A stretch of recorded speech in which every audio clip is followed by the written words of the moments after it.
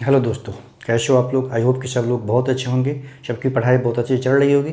मैं प्रदीप झा आप सभी लोगों का एक बार फिर से आपके अपने यूट्यूब चैनल आजमगढ़ पाठशाला पर स्वागत करता हूं। आज हम जेएसएससी टीजीटी पीआरटी से रिलेटेड अभी एक फर्स्ट फेज़ की जो ज्वाइनिंग हो चुकी है और दूसरे फेज़ की ज्वाइनिंग जो होने वाली है उसमें बहुत सारे सब्जेक्ट में छात्र परेशान हैं कि अभी जो डीवी लिस्ट आया है या शॉर्ट लिस्ट किया गया है या जो भी रिजल्ट आया है उसके बाद क्या फ्रेश डीवी लिस्ट आएगा नहीं आएगा, सीटें बची हुई है नहीं बची हुई है, उसके संबंध में मैं जानकारी लेकर आज उपस्थित हुआ हूं।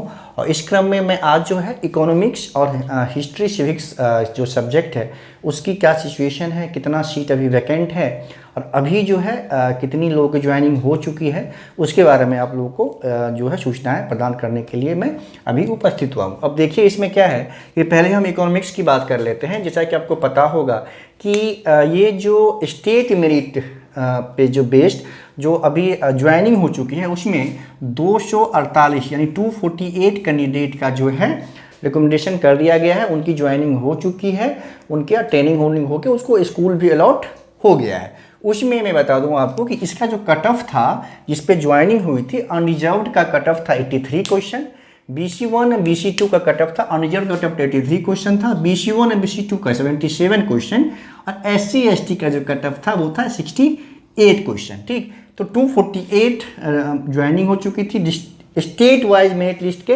अकॉर्डिंगली। ठीक है, उसके बाद देखिए आपको पता होगा कि उसके बाद 16/6 को 43 कैंडिडेट का जो नोटिस आया था 16 जून को वो डिस्ट्रिक्ट प्रेफरेंस के लिए मांगा गया था। ठीक, तो वो जो 43 कैंडिडेट थे उससे पहले जो डीबी हुआ था वो 30/5 को डीबी हुआ था 90 कैंडिडेट का, फर्स्ट शिफ्ट में 60 का और सेकेंड शिफ्ट में 30 का, टोटल 90 कैंडिडेट का जो डीबी हुआ था इकोनॉमिक्स में 30/5 को हुआ था डीबी।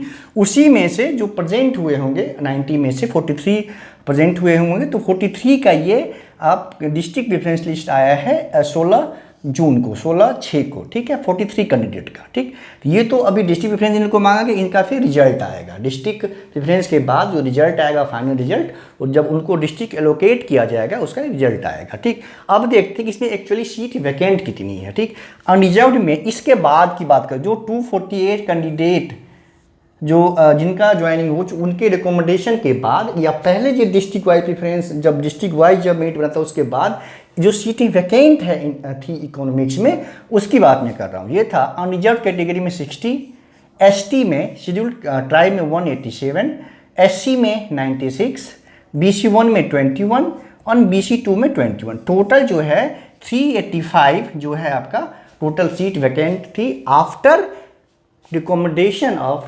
248 कैंडिडेट। ठीक, अब इसमें देखिए इसमें आप लोग बोलेंगे कि फिर तो ये 90 को ही क्यों बुलाया गया डॉक्यूमेंट वेरिफिकेशन के लिए, फिर 90 को बुलाया गया है, उसमें से अभी 43 मतलब 90 में से समझिएगा 43 कैंडिडेट या उससे हो सकता है कुछ कम ही हो अपियर हुए होंगे डीवी में, उसका ये डिस्ट्रिक्ट प्रेफरेंस का लिस्ट मांगा गया है। ठीक, अब देखिए उसका वजह ये है कि देखिए 83 आपको पता है कि इसका जो कट ऑफ हो सकता है मिनिमम वो 75 है ना, 50% इसका भी हो सकता है 75, मिनिमम इससे कम कट ऑफ हो ही नहीं सकता, इसका भी 75 हो सकता है। इसका जो कट ऑफ है SC/ST का वो 68 ही होगा, 45% जो होता है 150 का वो 67.5 होता है, उसके अकॉर्डिंगली 68 से कम क्वेश्चन से कम कट ऑफ SC/ST का नहीं हो सकता।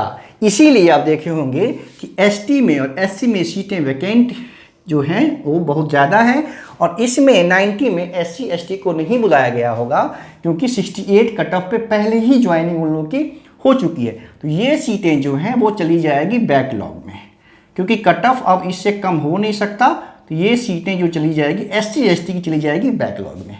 ठीक है, अब देखिए 83 में ये जो 90 कैंडिडेट को बुलाया गया होगा है ना, तो 83 से मान लीजिए कुछ नंबर कम करके हो सकता है 2 क्वेश्चन या 3 क्वेश्चन कम करके बुलाया गया होगा और BC1 BC2 में भी अगर एक क्वेश्चन कम किया गया होगा तो 76 और अगर 2 क्वेश्चन कम कर दिया गया होगा तो उसमें भी 75 हो गया होगा। ठीक है, तो नेक्स्ट जो डीवी आने की संभावना है, तो अगर इसमें 76 पे ये डीवी हुआ होगा तब तो कुछ BC1 BC2 कैंडिडेट को बुलाया जाएगा डीवी के लिए। अगर ये कट ऑफ 75 पे अगर डीवी के लिए कॉल कर लिया गया होगा 90 वाले लिस्ट में, तो BC1 BC2 से भी डीवी नहीं बुलाया जाएगा। क्यों नहीं बुलाया जाएगा?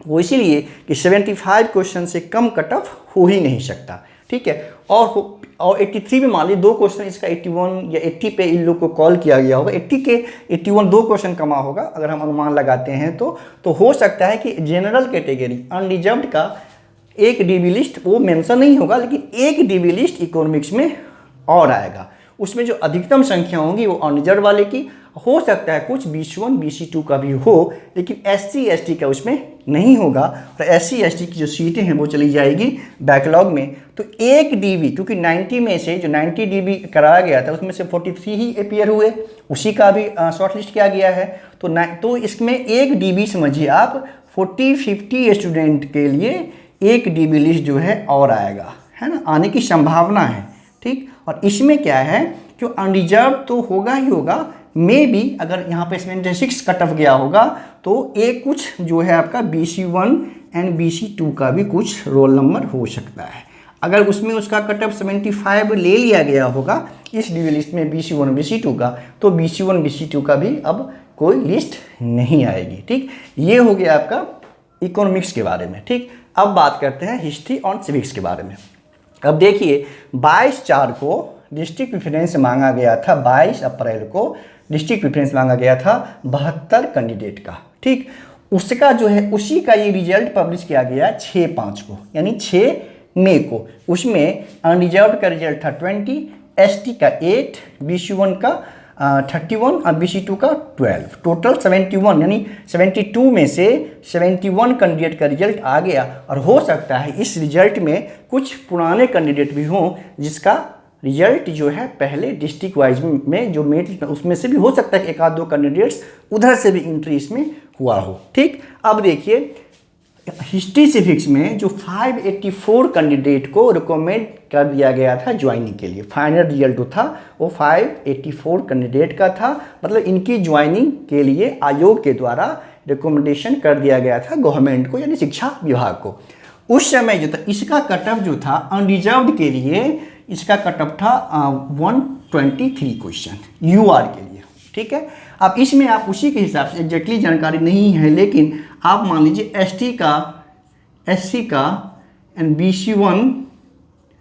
BC1 एंड BC2 का आप कुछ कुछ कम करके खुद भी अनुमान लगा सकते हैं। ST का मान लीजिए इसे 5 क्वेश्चन आप कम कर लीजिए, तो ST का कटअप आप 127, ये एग्जैक्ट मुझे नहीं पता, बाद में कमेंट करके नेगेटिव कमेंट नहीं करेंगे। मैं एक अनुमान के आधार पे कह रहा हूँ कि अगर जनरल का 123 है तो सॉरी SC का हो सकता है कि आपको 115 के आसपास कटअप हो, ST का भी कटअप 117 के आसपास हो, और BC1 BC2 का तो 120 के अराउंड रहा होगा। इसमें ये एग्जैक्ट इसकी जानकारी मुझे है, ये मैं गेस कर रहा हूँ, ठीक। अब देखिए उसके पश्चात क्या हुआ कि 72 कैंडिडेट को बुलाया गया, ठीक। उसके बाद 71 कैंडिडेट का इसमें क्या हुआ कि रिजल्ट आया फाइनल। इसके पश्चात 584 जो रिकमेंडेशन हो गई थी टीचरों की, शिक्षकों की, उसके पश्चात जो हिस्ट्री सिविक्स में जो सीटें वैकेंट थी उसमें अनरिजर्व के लिए 43, ST के लिए 14, SC के लिए 11, BC1 के लिए 38 एंड BC2 के लिए 18। उस हिसाब से आप देखिए कि 124 जो है टोटल सीटें वैकेंट थी इसके पश्चात, ठीक। तो इसमें से समझिए कि 71 का तो ये ज्वाइनिंग हो जाएगा 71 का। तो अब इसमें से बचा कितना, बचा देखिए 124 में से 4 में से 1 गया 3, 12 में से 7 गया 5, तो 53 सीटें बची हुई हैं उसमें, ठीक। अब उसमें आप बहुत आसानी से अनुमान लगा सकते हैं कि अनरिजर्व में 43 कैंडिडेट था, यहाँ पे 20 का रिजल्ट आया तो 23 कैंडिडेट यहाँ बचा हुआ है। ST में देखिए 14 था, 8 का रिजल्ट आया, 6 यहाँ बचा हुआ है। BC1 में 38 कैंडिडेट, 38 सीट वैकेंट थी, ये 31 का रिजल्ट आया, तो यहाँ पे सिर्फ 7 कैंडिडेट बचे हुए हैं। यहाँ पे 18 सीटें वैकेंट थी 2 में और 12 का रिजल्ट आया है, तो 6 कैंडिडेट यहाँ बचा हुआ है। तो आप एक डीबी लिस्ट एक डीबी लिस्ट जो है आपका 70 कैंडिडेट के अराउंड 70 या 50 के अराउंड, क्योंकि हो सकता है जो ही कट ऑफ कम होगा 123 पे ये था, तो ये जो लिस्ट है मान लीजिए हिस्ट्री में ज़्यादा नहीं, सभी कैटेगरी में आप एक एक क्वेश्चन कम कर लीजिए। ये जो 72 कैंडिडेट का उससे पहले जो डीबी हुआ होगा उसमें सभी कैटेगरी में आप मान सकते हैं कि एक एक क्वेश्चन कम करके डीबी लिस्ट के लिए बुलाया गया होगा। अब जो इसमें आएगा लिस्ट तो सभी में आप इसमें से एक एक क्वेश्चन, तो आप ये समझिए कि इसमें सभी में से दो दो क्वेश्चन कम करके अब जो एक ही डीबी लिस्ट आएगा उसमें 53 स्टूडेंट के लिए, तो इससे कुछ ज़्यादा संख्या में लोगों को बुलाया जाएगा। तो इससे आप दो दो क्वेश्चन कम करके अनुमान कर सकते हैं कि जिनका जैसे जनरल में जिनका 120 या 121 है उनका डीबी लिस्ट में आने की संभावना है, उसी हिसाब से आप बाकी कैटेगरी का भी खुद भी अनुमान कर सकते हैं। तो इस तरह से जो था ये हिस्ट्री, सिविक्स एंड इकोनॉमिक्स का एग्जैक्ट डेटा था। उसी हिसाब से कुछ सब्जेक्ट की और डेटा मेरे पास अगर उपलब्ध होगी मैं उसी के अकॉर्डिंगली आपको बाकी सब्जेक्ट का भी जो सूचना है वो आप लोगों के समक्ष आप लोग को देने का कोशिश करूँगा। धन्यवाद।